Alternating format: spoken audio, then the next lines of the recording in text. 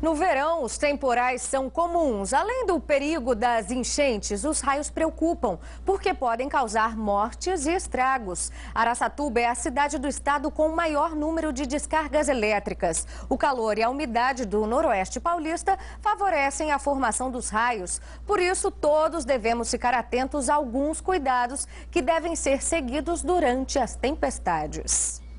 Depois do susto, o prejuízo.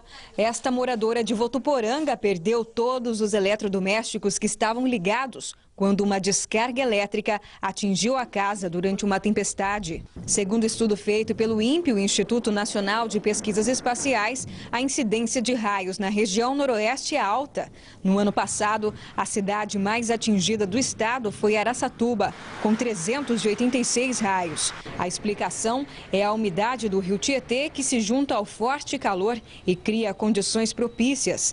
Na última tempestade, 6 bois que estavam perto da cerca morreram eletrocutados em uma fazenda. Na cidade, a casa de Sandra foi atingida por uma descarga elétrica. A gente teve um prejuízo com o portão, que ficou portão eletrônico, R$300.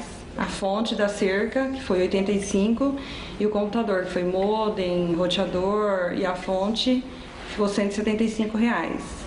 Então, a gente queria até saber, né, que é certo ou não tirar da tomada ou deixar na tomada. E para tirar as dúvidas da Sandra, nós convidamos um especialista em raios e também técnico do INAP, o Instituto de Astronomia e Pesquisa Espacial, e ele vai nos dar algumas dicas. Jorge, começou uma tempestade, qual a orientação dentro de casa? Veja bem, a orientação dentro da residência, dentro de casa, é se afastar dos equipamentos elétricos. Os equipamentos elétricos comuns que as pessoas ficam utilizando no momento são, no caso, o computador. O computador, nós temos a conexão dele através dos periféricos, que é o fone de ouvido, o mouse e o teclado.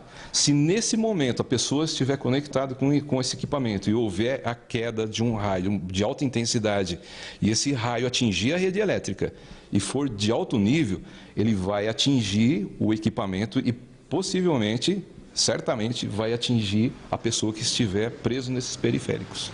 E na cozinha, há risco de deixar a geladeira ligada, micro-ondas? Fazendo uso dentro da cozinha, você toca na carcaça do refrigerador. Aí você tem também o mesmo sistema conectado na tua rede elétrica, né? E você tem uma massa muito maior de metal, tá? Então, é comum, muito choque nesse caso da descarga de raio.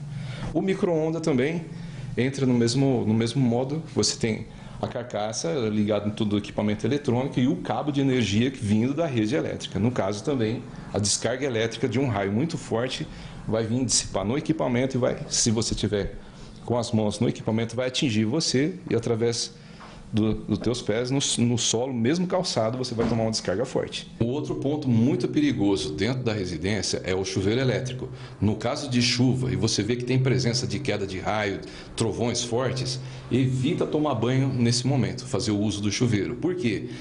Nós temos a resistência elétrica sendo conectada através do sistema elétrico na rede e a resistência está próxima da sua cabeça, tá? Mesmo que ele tenha o fio de descarga elétrica ligado, conectado, vai ajudar a dissipação do raio, mas possivelmente pode vir um choque muito forte na sua cabeça. Agora, Sandra já sabe, nada de aparelhos ligados durante a tempestade. Eu aprendi, né, e da próxima vez vou estar tirando antes, né, da tempestade, porque eu já vi que o negócio é muito perigoso. E como a gente viu na reportagem, o prejuízo em casos de eletrodomésticos e produtos eletrônicos queimados pelos raios é grande. Em casos assim, o que fazer? Pagar pelos consertos? Pedir indenização a quem? Para esclarecer estas dúvidas, nós vamos conversar agora com a Amélia Diniz, que é advogada especialista em direitos do consumidor. Primeiro, Amélia, boa tarde para você, seja bem-vinda aqui. O que fazer quando o morador perceber que alguma descarga elétrica afetou algum eletrodoméstico? Boa tarde. A primeira providência é fazer contato telefônico com a operadora de energia da sua região. Se o consumidor prestar atenção, observar, ele vai ver que na conta de energia elétrica tem um telefone para esse contato. Na sequência, vá até o escritório regional, se estiver na sua cidade ou na região, e comunique a ocorrência por escrito. Não se esqueça de pegar o protocolo da ligação telefônica. São os primeiros cuidados que ele deve ter. E essa providência deve ser tomada porque a concessionária de energia elétrica, ela é obrigada a proteger as casas? Ela tem que fazer uma prestação de serviços com segurança. Se houver falha, ela é responsável por ressarcir o consumidor dos danos eventualmente ocorridos numa descarga elétrica. Pois é, Meli, nesse caso, o que o morador deve fazer para ele não perder essa indenização? Bom, ele não deve levar para assistência técnica, porque daí ele perde os direitos dele.